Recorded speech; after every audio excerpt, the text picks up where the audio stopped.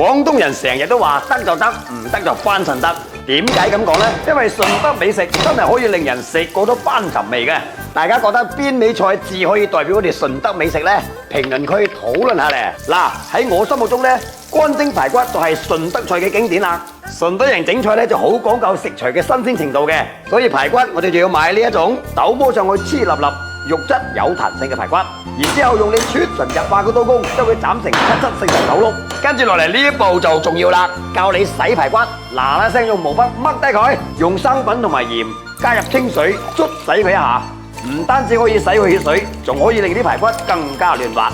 跟住要用清水沖洗乾淨，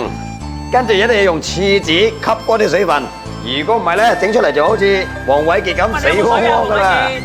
呢個乾蒸排骨美味嘅關鍵就係呢兩味嘢啦。醃完之後要落啲排骨嘅好拍檔，將啲蒜頭同埋豆豉剁碎，然之後用滾油爆出香味，跟住再將鹽、糖、豉油、蠔油、胡椒粉、一斤叉燒醬放入排骨入邊，撈勻佢醃20分鐘。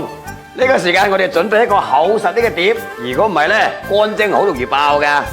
先用油撒一層佢，然之後鋪上醃好嘅排骨，鍋入邊倒入半碗水，跟住開大火冚翻上蓋之後，大火蒸佢10分鐘，千祈唔好打開蓋，如果唔係走晒啲蒸氣就唔香噶啦。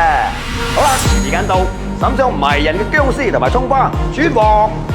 焦香十足，鮮嫩 Q 彈，有咗呢一味乾蒸排骨，8桶飯都唔夠砌啊！